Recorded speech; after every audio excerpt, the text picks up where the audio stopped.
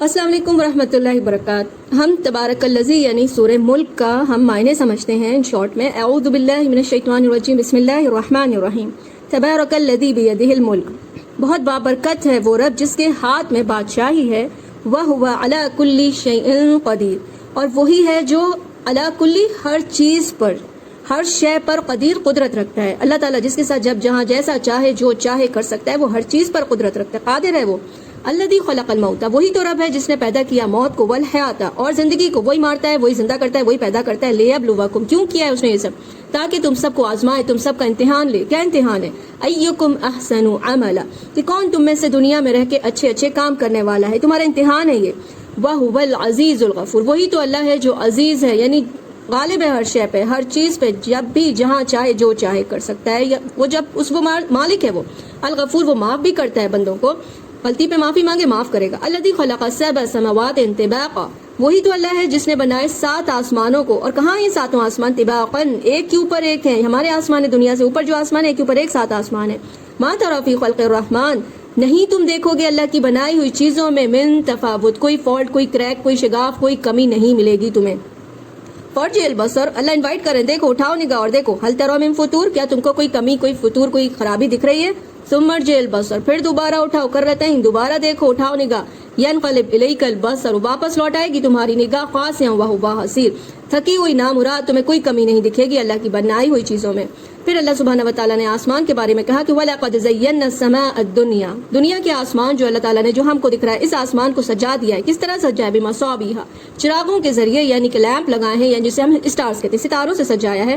وَجَعَلْنَاهَا رُجُومًا لِلشَّيَاطِينِ، اور ان ستاروں کا دوسرا کام اللہ نے کیوں بنایا؟ وَجَعَلْنَاهَا، ان کو بنایا ہے اس رب نے جو رجم کرتے ہیں شیاطین کو، یعنی شیطان جو سرکش جنات ہوتے ہیں ان کو مار بھگانے کے یوز بھی ہوتے ہیں یہ ستارے۔ جو آپ ٹوٹتا ہوا ستارہ دیکھتے ہو جس کو کومیٹ کہتے ہیں، وہ شیاطین کو بھگانے کے لیے یوز کیے جاتے ہیں۔ وَأَعْتَدْنَا لَهُمْ عَذَابَ السَّعِيرِ، اور ان شیاطین کے لیے اللہ نے کہا کہ تیار کر رکھا ہے ان کے لیے اللہ نے دردناک عذاب، جہنم کا عذاب۔ عذاب السعیر یعنی جہنم کا عذاب۔ سعیر کیا ہے؟ سعیر جہنم ایک جگہ کا نام ہے۔ وَلِلَّذِينَ كَفَرُوا بِرَبِّهِمْ، جن لوگوں نے ایک اللہ کی عبادت کا انکار کیا، ایک اللہ کو خدا نہیں مانا، ان کے لیے عذاب جہنم، جہنم کا عذاب ہے۔ اور یہ کیسا عذاب ہے؟ وَبِئْسَ الْمَصِيرُ، بہت برا ٹھکانہ ہے۔ اذا القوا فیہا، جب ڈالے جائیں گے اس میں، جہنم میں ڈالے جائیں گے، سمعوا لها شہیقا وہی تفور، تو وہ سنیں گے جہنم کا چیخنا چلانا، یعنی کہ جہنم خود دھاڑ رہی ہوگی غصے میں۔ تکاد تمیز من الغیظ، کیوں وہ چنگاڑ رہی ہوگی؟ کیونکہ وہ خود غضب میں ہوگی، غصے میں ہوگی کہ ان گناہگاروں کو آج مجھے موقع ملا ہے، آج تو میں ان کا حال کرتی ہوں۔ کلما القی فیہا، جب بھی ڈالے جائیں گے جہنم میں، فوج، لوگوں کا گروپ ڈالا جائے گا، انسانوں کا گروپ ڈالا جائے گا، سألہم خزنتہا، تو جہنم کا دروغہ ان سے سوال کرے گا، پوچھیں گے، جو 19 فرشتے جہنم میں اللہ نے لگا رکھے ہیں ڈیوٹی، تو جہنم کا جو دروغہ ہے وہ سوال کرے گا، الم یاتیکم نذیر، کیا دنیا میں کوئی تمہیں خبردار کرنے نہیں آیا تھا؟ انسانوں سے سوال کریں گے وہ فرشتے۔ قالوا، وہ جواب دیں گے، بلا، کیوں نہیں، بالکل آیا تھا، قد جاءنا، یقیناً آیا تھا ہمارے پاس، نذیر، ڈرانے والا، یعنی کہ اللہ کے رسول میسنجرز آئے تھے۔